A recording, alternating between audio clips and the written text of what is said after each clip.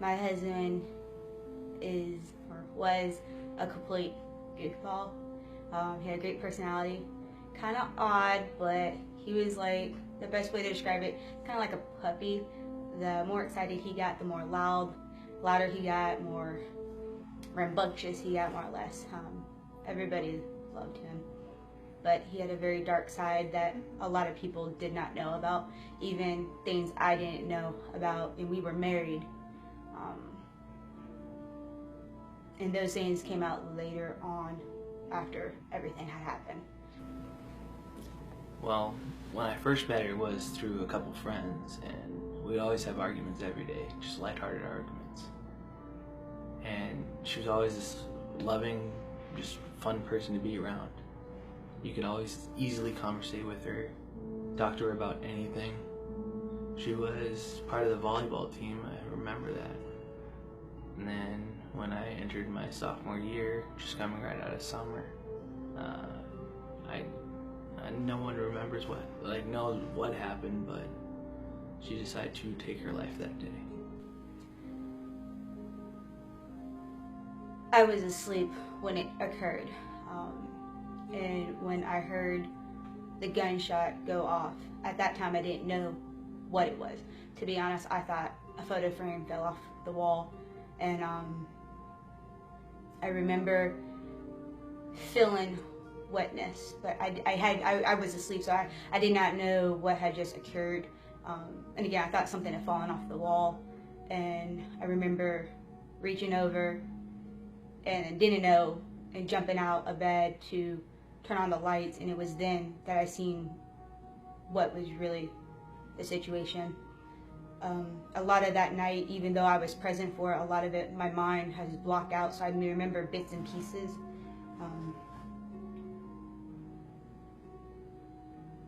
I just remember panicking because I didn't understand at that time what was taking place, and I didn't realize in that moment what I was about to go through.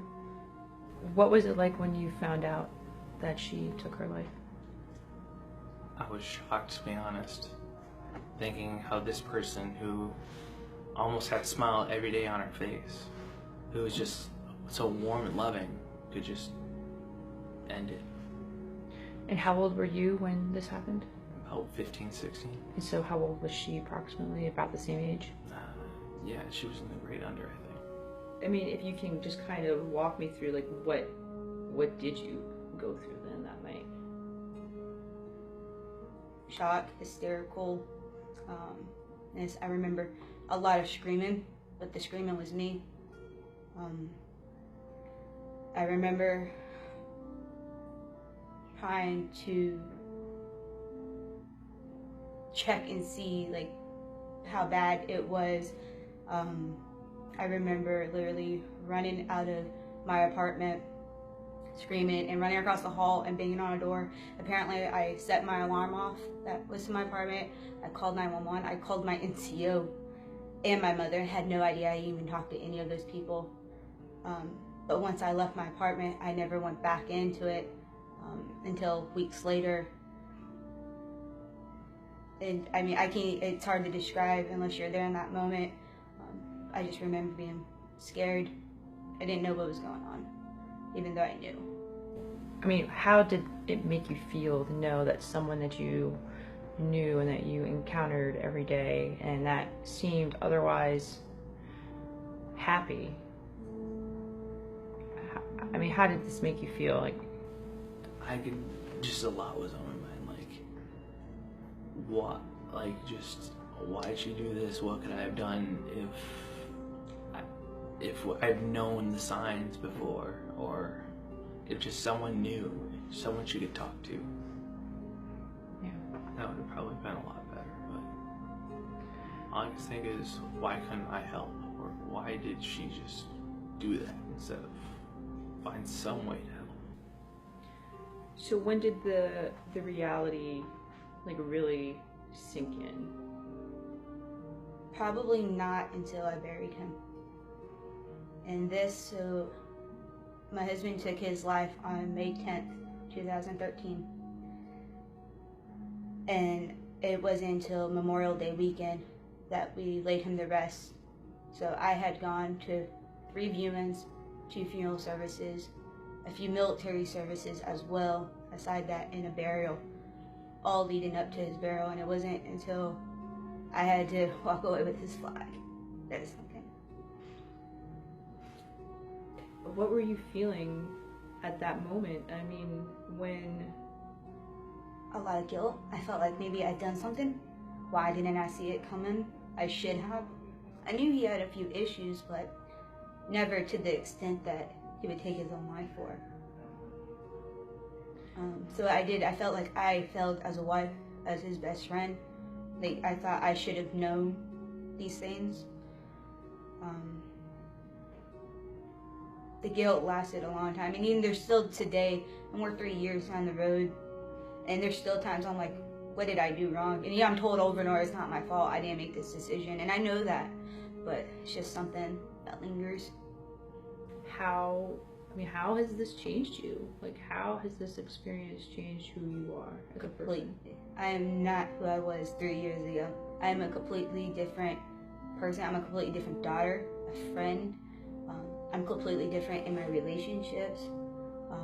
Everything about me is different. I analyze things different now. I'm more paranoid about things. For example, I have now reconnected with a new person in my life.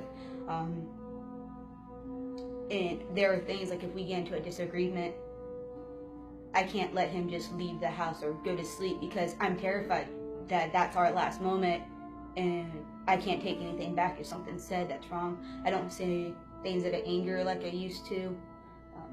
There's a lot of things about me as a person, even as a soldier, that I'm completely different. So I start like noticing that in people, like even if they're just like having an off day or whatever, I always just talk to them, even if nothing's wrong, because I feel like someone didn't just take the time to listen to her. Everyone was always busy with high school or after work or all that. Just no one sat down and just listened.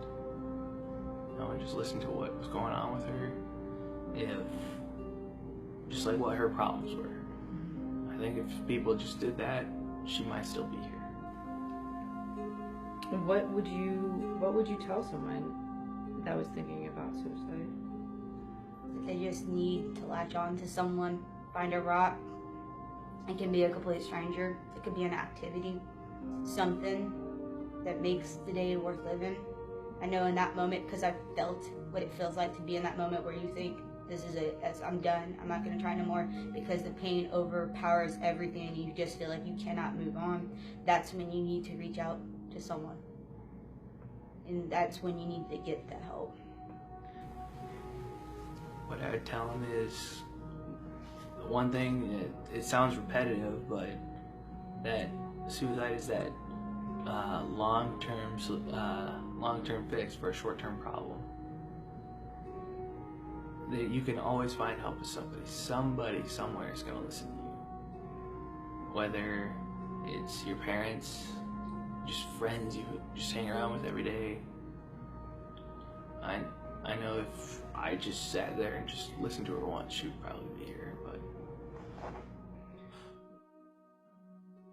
Hello, I'm Colonel Jeff Becker, commander of the 3rd Combat Aviation Brigade. And I'm Command Sergeant Major Mike Dove. While September is National Suicide Prevention Month, every day is an opportunity to help someone in need. Every life is immeasurably valuable, regardless of whether the individual wears an Army uniform or not. It is our individual and collective responsibility to know the warning signs of someone considering the permanent act of suicide, and more importantly, the commitment to take action to prevent someone from taking their own life. Every human life is precious. Every single one of you matter, are an important part of this life and the life of those that you work and live with. Don't end it. Reach out if you need help. Reach out if you know someone that needs help. Everyone in this chain of command is looking for the chance to help. And there are also additional resources at the end of this video. If you need help, reach out. If you can help, reach out.